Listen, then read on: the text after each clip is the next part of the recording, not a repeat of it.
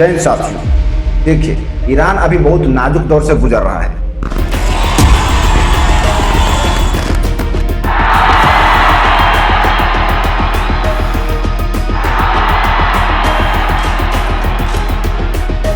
आम लोगों के विरोध प्रदर्शन के बाद हालत दिन प्रतिदिन बिगड़ती जा रही है। ऐसा नहीं है कि ईरान में यह पहली बार प्रदर्शन हो रहे हैं, पहले भी कई विरोध प्रदर्शन हो चुके हैं। ऐसे में वहाँ जनता भी परेशान है और सरकार भी परेशान है। और अगर ईरान का सुप्रीम लीडर अली खामनेई ज्यादा पगला गया तो समझ लीजिए तीसरा विश्व युद्ध होना तय है।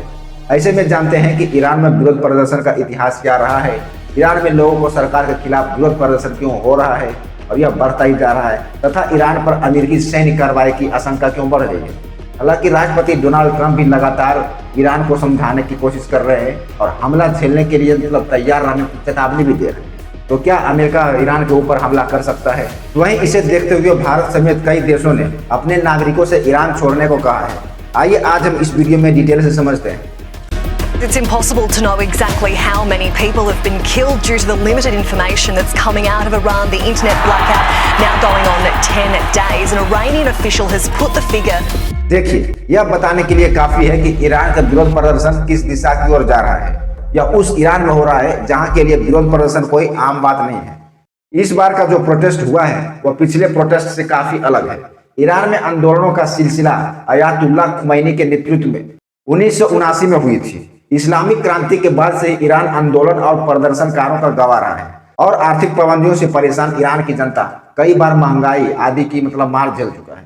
इसके लिए वो सड़कों पर उतर रही है। लेकिन इस बार के प्रदर्शन जो है वो काफी हिंसक हो गया और जानलेवा हो गया है। इसकी वजह ईरान के अंदर पैदा हुआ आर्थिक दबाव और प्रदर्शनकारियों को वहां से मिल रहा समर्थन है।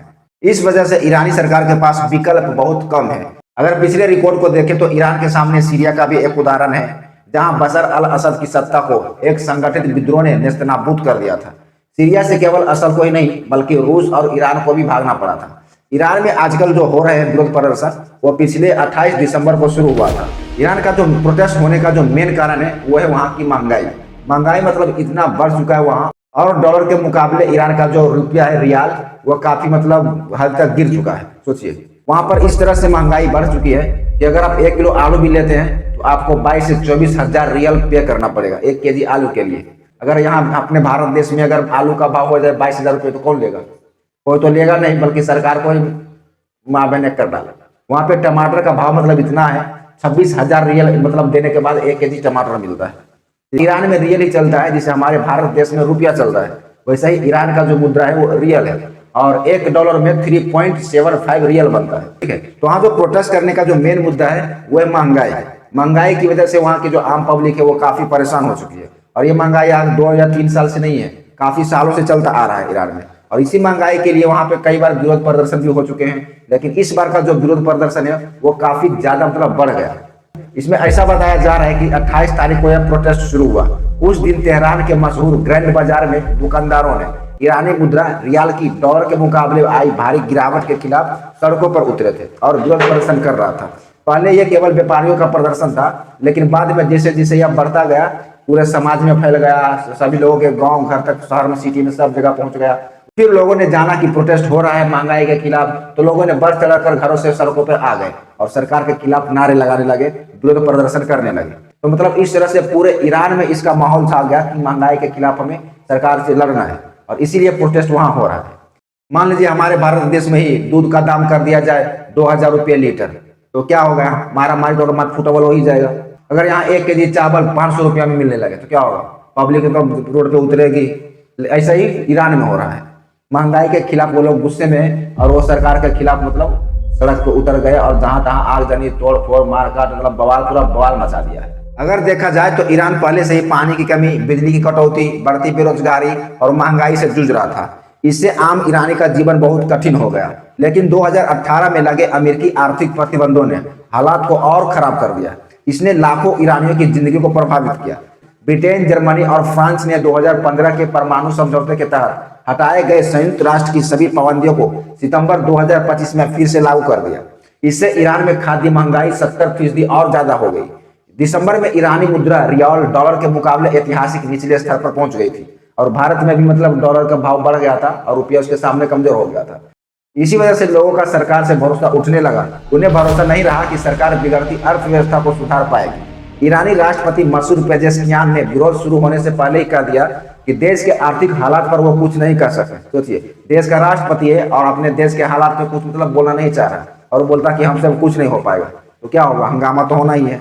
हमारे देश का राष्ट्रपति अगर बोल दे कि हमारे देश में इतना महंगाई है, हम कुछ नहीं कर सकते हैं, तो क्या होगा? यहाँ भी वैसा ही हो जाएगा, फिर जनजेट प्रोटेस्ट चालू हो जाएगा। सेम वैसा ही ईरान में हो रहा है।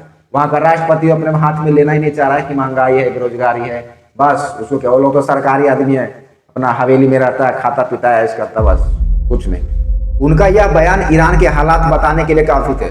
ईरान में हालत पिछले साल से और मतलब खराब हो गया जब अमेरिकी राष्ट्रपति डोनाल्ड ट्रंप ने जून में ईरान के परमाणु प्रतिष्ठान को निशाना बनाने का आदेश दिया था।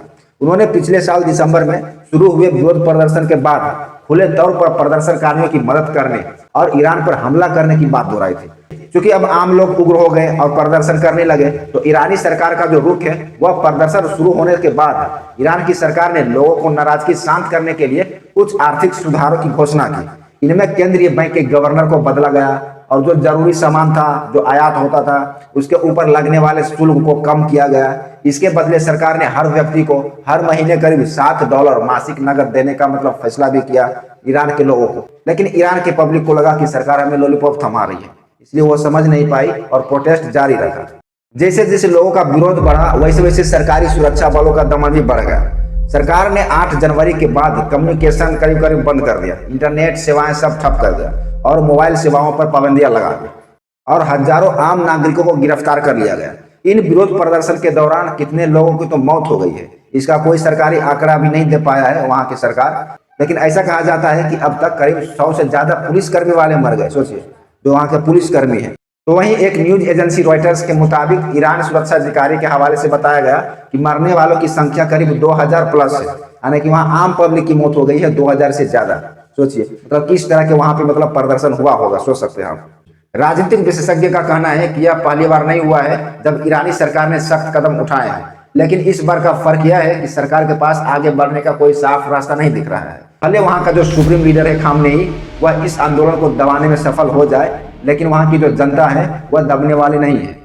आंदोलन से जनता को मिली राहत। इससे पहले हुए आंदोलन के बाद ईरान की सरकार ने लोगों को कुछ राहत देने की कोशिश की थी। वहीं अक्टूबर 2023 में हुए हमले के बाद इजराइल ने एक्सिस ऑफ रेजिस्टेंस में शामिल नॉन स्टेट एक्टर को चुन चुनकर निशाना बनाया। इसमें गाजा का हमास था, यमन के हुती और लेबनान का हिजबुल्लाह शामिल था। इजराइल के साथ पिछले साल जून में हुए 12 दिन के युद्ध से ईरान के ऊपर आर्थिक दबाव बढ़ गया था, वह कमजोर भी हो गया। देखिए, कुछ लोग का कहना है कि ईरान या तो युद्ध से उलझे या तो फिर वेनेजुएला जैसा अमेरिका के साथ किसी समझौते में शामिल हो जाए, जिसकी बात राष्ट्रपति ट्रंप लगातार कर रहे हैं। अभी आपने देखा भी होगा कि वेनेजुएला के जो मादुरो सरकार था, उसको अमेरिका के पुलिस ने कैसे उठाकर लेकर चला गया, उसको जेल में बंद कर दिया। अमेरिका के साथ समझौता में ईरान में सत्ता परिवर्तन हो सकता है, भले ही शासन की मूल व्यवस्था पुरानी ही रहे, जिसकी बात राष्ट्रपति ट्रंप लगातार कर रहे हैं। इसमें भी देखने वाली बात यह होगी कि अमेरिका ईरान के लिए अगर वेनेजुएला वाला मॉडल अपनाता है या फिर बांग्लादेश वाला, क्योंकि ईरान भी पावरफुल देश है और ईरान का जो पर्यटन है उसे उसका इनकम पूरे वर्ल्ड के सूची में देखें तो 89वां नंबर है, ठीक है। और अगर उसी ज्यादा पर्यटक की दृष्टि से देखा जाए तो वह पूरे वर्ल्ड में 10वें नंबर पे आता है ईरान, जो कि पर्यटक वहां ज्यादा घूमने जाते हैं। वहीं अगर दूसरे दृष्टिकोण से देखा जाए तो ईरान के पास मतलब प्राकृतिक गैसों का भंडार है, वहां से काफी देशों में तेल का आयात भी किया जाता है और निर्यात भी होता है, ठीक है। और तेल उत्पादक देशों के संगठन ओपेक का दूसरा सबसे बड़ा निर्यातक देश भी ईरान ही है। इसलिए ईरान के ऊपर हमला कर देना अमेरिका के लिए भी जल्दीबाजी होगा। और ट्रंप भले बोल रहे हैं कि हम इसको समझा देंगे, सिखा देंगे, सबक सिखाएंगे, इसके हम मिलिट्री बेस पे हमला करेंगे, लेकिन ट्रंप को भी लग रहा होगा कि इतना जल्दी हमला कर देंगे। ईरान जो है मुस्लिम कंट्री है और अगर ट्रंप उसके ऊपर हमला करते हैं तो फिर ईरान का साथ देने के लिए कतर, सऊदी और ये पाकिस्तान भी चला जाएगा ईरान को साथ देने के लिए, ठीक है। और उधर से चाइना भी ईरान का ही साथ देगा, इसीलिए तीसरा विश्व युद्ध होने की आशंका हो सकती है। तो ट्रंप भी सोच रहे हैं कि क्यों ना इसे समझा दिया जाए। और वहां जो इतने बड़े पैमाने पर प्रोटेस्ट हुआ है और हो रहा है, लोगों की मौतें हो रही है, उसके लिए मतलब कुछ उपाय किया जाए। इसीलिए ट्रंप मीडिएटर का काम कर रहे हैं, समझाने का काम कर रहे हैं, ठीक है। लेकिन अभी मतलब आगे क्या मतलब इसका निष्कर्ष निकलता है, क्या वहां मामला शांत होता है या फिर जो प्रोटेस्ट पहले से होते आ रहे हैं और आगे भी जारी रहेगा, देखेंगे आने वाले वीडियो में आपको बताएंगे, ठीक है।